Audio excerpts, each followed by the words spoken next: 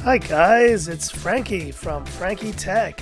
Good to see you guys again, and I'm here to finally give the full review treatment to this device, the Honor 9X Pro. And you've heard the sagas I've had with this phone. Look at this beautiful purple color, and this is the 8GB 128 gigs version. Now, I went back and forth with this phone, deciding if I would pick it up again, but the Honor 8X was such a big part of my channel last year, so I think I owed this device a full review. Now that we have Google Apps installed, and they are fully installed here, you can see you can use and download any apps from the Google Play Store. But obviously we heard the news this morning about Huawei's ban. So what does this spell for the future of Honor phones and Huawei phones? And then last but not least, want to answer this question. You know, this phone costing around 2,500 Hong Kong dollars. It's in that similar price range as the Mi 9T. And so the question comes, with something like the Mi 9T out there with an AMOLED display, can you really look past this LCD panel for a phone of this caliber and of this price range? Let's have a look. Design, 8.8 millimeters, 206 grams, so a very hefty phone, but you know, kind of in line with the phones I've recently been testing. And the real question you guys had on this phone was build quality. How is the build quality of this device? I think it's solid. Now, these edges are definitely plastic, and there's been some contention about whether this is glass or plastic on the back, but honestly, this does not feel like plastic to me. This feels like glass. This doesn't flex like plastic. There's no flex whatsoever on this. This beautiful purple back. It's one of the nicest backs on any phone I've seen this year. Definitely a step above the one on the Honor 9X. And I just think from a design perspective, this phone is firing on all cylinders. Now, it's a more subdued design, but you see, let's look around to the bottom of the phone. We have the 3.5 millimeter headphone jack, USB-C, and you have here, which is your power button, but also doubles as your, let's do it here, the fingerprint scanner. Now, I don't know if that was the best choice that they made there, and here we go. So it's relatively fast, but I just don't know if I like the location of that fingerprint scanner on this phone. I would have preferred and would have felt a bit more modern to have the in-display fingerprint scanner included here. And this phone also has that pop-up selfie camera, which feels very sturdy. It doesn't feel like it's gonna fall out, and it also has that drop protection. So overall, design-wise, I think this is a really nice phone. Now, is it to the level of some of the other phones we've seen this year? And the two that I really want to bring out here are the Mi 9T. Here it is. And what I consider kind of the pinnacle of hardware design so far this year, the Galaxy Note 10 Plus in that beautiful Aura glow.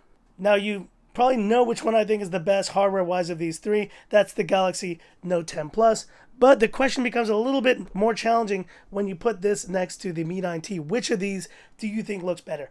I kind of give the edge to the Mi 9T. I just like this blue color, and flame red looks really great too. There's just something about the build quality of the Mi 9T that feels more substantial, just feels better. These cold metal edges are really nice, whereas this plastic, it just doesn't feel as premium. And you can just tell when you tap it, it is plastic. So if you're looking for build quality, you know, which is the better of these two, I think the Mi 9T takes it here. But that's not to say that this phone is a poorly designed phone. It is a very nice design.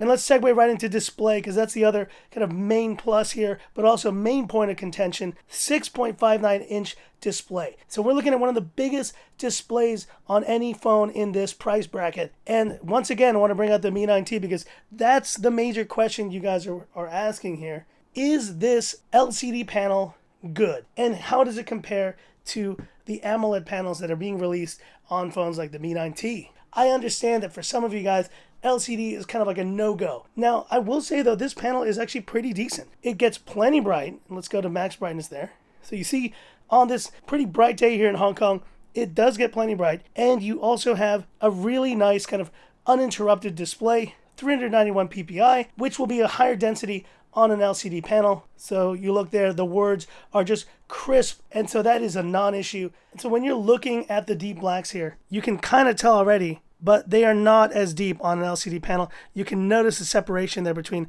the actual bezel and the display, whereas on the Mi 9T, you can barely notice that. Look at that. It's almost Like, you can kind of see it if you look for it, but the blacks are just so much more in depth, and the colors just pop so much more on this Mi 9T. Now, you can calibrate this LCD display to get it a little bit more saturated, but I think overall, even if you go to a display here, and I have it on vivid mode, if you go to normal, it looks really kind of blah. It just doesn't look good. So I definitely recommend going into the vivid mode on this phone. But that said, if I had to pick one display to use on a daily basis, I would pick the display on the Mi 9T. YouTube playback on the Honor 9X Pro, and it does a great job like any bezel-less phone would. The bottom bezel is a little bit larger, but look, it makes for a good viewing experience. And yes, LCD colors, they won't pop as much. The blacks won't be as black, but I still think you can really appreciate content on this phone. But what you won't appreciate, is no security level here. In fact, this is the first time on any phone that it's even blank. I don't even see a Widevine CDM listing here for this phone. So that means that this Huawei 9X Pro is definitely not getting HD Netflix, at least in its current iteration. And it's really called into question now if there even is going to be a global version of this Honor 9X Pro. So if that's a main priority for you guys, this is not the phone for you. But this is one area where this phone still may be appealing to you to purchase, and that is in performance. Looking at the Geekbench scores, we see the Kirin 810 here now on Frankie Tech, and it has surpassed the Snapdragon 730's performance. So just on paper, this is the faster phone. And I think Huawei's done a lot of great stuff in the kind of high silicon, in their kind of chips and development, but that's the major thing that I'm going to be looking at, is how do they respond now that they have all this pressure, their backs are against the wall, because this Kirin 810 should be on a lot of other mid-range phones, and now I think they're really going to be focusing on their own development moving forward. The other thing I wanted to bring up was UI, and right now here we look at the UI of this phone. It is currently rocking EMUI version 9.1.1 based on Android 9. Now, how will this all look once this changes? Once we get to the inevitable reality, which is that Huawei will no longer be able to use Android, how will this look under a Harmony OS platform? That is something that I'm very curious to see. And at this point, we don't know, because there's never been a phone that's run Harmony OS. But in the meantime, EMUI is still a decent skin. It's not my favorite. I'm still more a fan now of MIUI 10. It's just, I feel, got a bit more to it, and there's a lot of little like nuances to it, especially like the volume slider here, that I enjoy better. But it is clear that Huawei's back is against the wall now, and this whole OS, this whole kind of software skin, may change drastically in the coming 6 months. And just quick mention of battery life here, we have a 4,000 milliampere capacity on this Honor 9X Pro. So it should do the job for daily use or even a day and a half of use. Now, LCD is not as efficient as AMOLED, but I still think it'll do a good job. Now, how would it compare, though, to phones like the Mi 9T? I don't think it'll reach those levels, and other phones that I've tested on this channel in terms of battery capacity. I may do some testing on the side here of this phone, and I will report the results back to you guys. So stay tuned for that. And now a quick audio speaker test, and I will mention both of these phones do have 3.5 millimeter headphone jacks. There it is on the Mi 9T. And I think this is the best comparison that you guys will want to see. So let's bring the mic down and have a listen.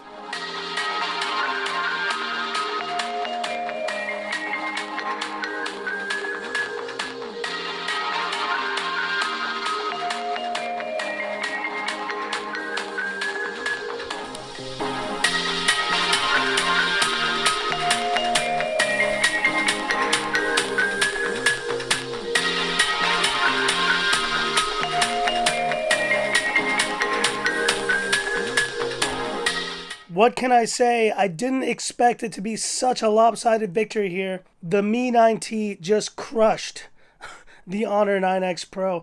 This speaker is tinny, it's muddled, the sounds are just all over the place. It just doesn't sound good. And meanwhile, the Mi 9T, not only is it louder, it's actually clearer. The sounds, just like everything from the bass in that song to kind of the mids, they all just are separated more. And so, real surprise here, this is clearly an area where Honor and where Huawei have kind of not learned their lesson, they have undercut the speaker in this mid-range phone, and it just does not make for a very enjoyable listening experience. And talking about the cameras, we have a triple camera setup on the back of this Honor 9X Pro. 48 megapixel AI camera with an 8 megapixel ultra wide and a 2 megapixel depth sensor. We also have the 16 megapixel pop-up selfie camera. That is f2.2. It's got that drop protection, which is very nice. Now, one of the letdowns of this phone is in video. This phone is capped at 1080p recording, and there's no 4K option. That's a real unfortunate thing here, considering the fact that the Mi 9T can shoot 4K, and this Kirin 810 is more than capable of shooting 4K as well. But I got a few samples here. Have a look at them, and hit me up in the comments. What do you think?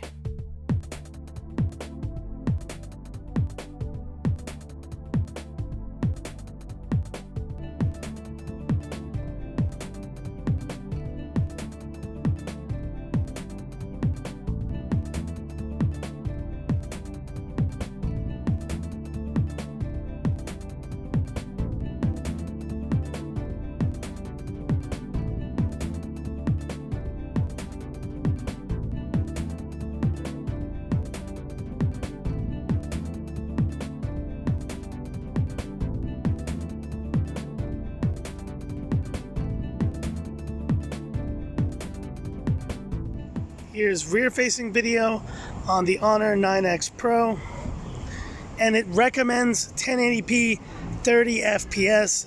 That's what I'm shooting in here.